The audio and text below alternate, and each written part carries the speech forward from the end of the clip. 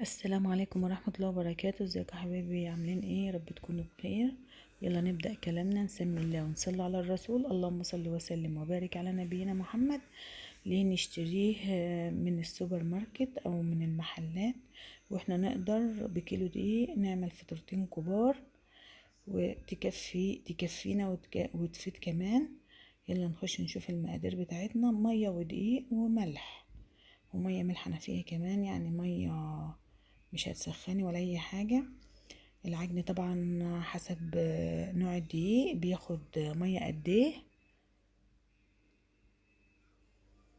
طبعا هننزل بالمية حبة حبة كده على ما تلم العجينة بتاعتنا.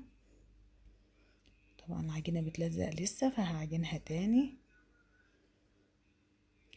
اي عجينة فطير بمية ودقيق وملح.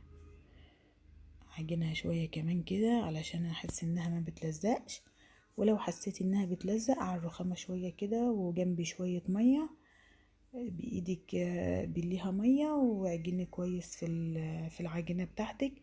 اهم حاجة في العجينة انها ما تلزقش في ايديكي، وتحسي ان العجينة بتاعت الفطير ما بتتقطعش معاكي كده، وناعمة وناعمة جدا. تبقى كده ان انت معاكي عجينة كويسة. هدنك تعجني فيها لغاية لما تحسي انها نعمت معاكي، ما عادش بتتقطع العجينة. هريحها حوالي نص ساعة كده على ما تشوفي اللي وراكي عشان تعرفي تفردي كويس. هنزل طبعا برش الدقيق كده على الرخامة، وانا هعملها فطرتين بطريقة سهلة وبسيطة ومش هتتعبك في الفرد خالص. كنا الاول خالص نفرد الفطيرة كلها كيلو على طبلية كبيرة، دلوقتي عدنا بنقطعها بعدد الكور اللي انت عايزة تحبيها ان انت تعمليها. انا هعملها كور كبيرة شوية علشان اخلص الفطيرة على طول. كده قطعتها حوالي 8 قطع، هعمل كل فطيرة اربع دواير، يعني حوالي الفطيرة نص كيلو.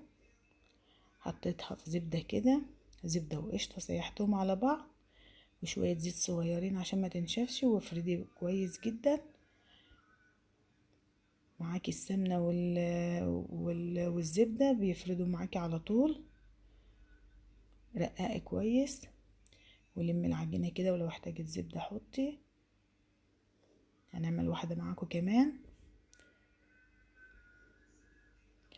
افردي كويس وافردي العجينة، رققيها عشان تبقى الطبقات بتاعتك رقيقة.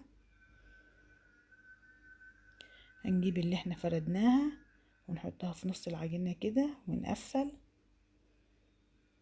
ما شاء الله.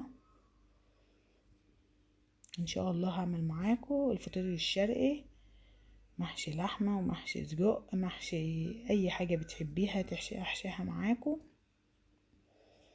كله بيبقى جميل بنفس الطريقة كده. وهجيب اللي انا لفتهم هحطها كده لغاية لما اخلص العدد بتاعي. ما بياخدش وقت خالص وتقدري تعمليه. كيلو الدقيق يعني ب19 جنيه ولا ب16 ولا ب17، هيعمل معاكي فطيرتين. شوفي الفطيرة الصغيرة خالص بتاعة الأفران بتشتريها ب7 جنيه من المحل. ليه تشتريه؟ بعد طبعا ما ريحتها هدن وشها كده قشطة على زبدة وافرد كويس لغاية. طبعا الفطيرة اللي معايا نص كيلو، طبعا الصينية بتاخد فطيرة كيلو، فأنا طبعا مش هفردها جامد عشان ما تنشفش معايا وعشان تورق. هكون مسخنة فرن على درجة حرارة 200 وادخل الفطير بتاعي. ما شاء الله كانت ريحته جميلة جدا. شوفوا ما شاء الله ما شاء الله، الله اكبر، حاجة كده من الاخر.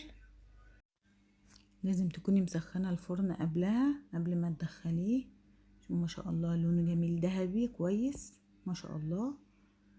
دهان وش القشطة، وش الفطير بالقشطة كده والزبدة بيخليه جميل جدا ما شاء الله. ريحته جميلة جدا. من كيلو دقيق عملنا فطرتين وسط ممكن تعمليها فطيرة واحدة، وممكن برضك تقطعها كذا فطيرة. ما شاء الله شوفوا لونه ذهبي من تحت ومن فوق كده، حاجة كده عايزة جبنة وعسل وقشطة، وبألف هنا على قلبكم. ما شاء الله لسه طالع من الفرن حالا. يلا انت لسه ما قمتيش عملتي لاولادك، قومي اعمليه بدل ما تشتريه. ما شاء الله انا اولادي بيحبوه مقرمش، ما بيحبوهوش تخين، علشان طبعا بيحبوه كده، فانا لازم اعمل الحاجه اللي بيحبوها. طبعا سخن مش قادره امسكه بصراحه بايديا، بحاول ان انا اقطعه بالمقص. شوفوا الرقات والجمال والحلاوه، ما شاء الله. شوفوا حاجه كده ريحتها جميله جدا من السخونيه بتاعته، مش قادره مش عارفه امسكه خالص واورقها معاكم، بس ما شاء الله هو جميل جدا. كفايه ريحته، وكفايه ان انت تعملي الحاجات دي في الشتاء وتحسي كده بتدفئة البيت وريحه الخبيز بتاعك في البيت. اشوفكم في فيديو جديد ان شاء الله، والسلام عليكم ورحمه الله وبركاته يا احلى متابعين.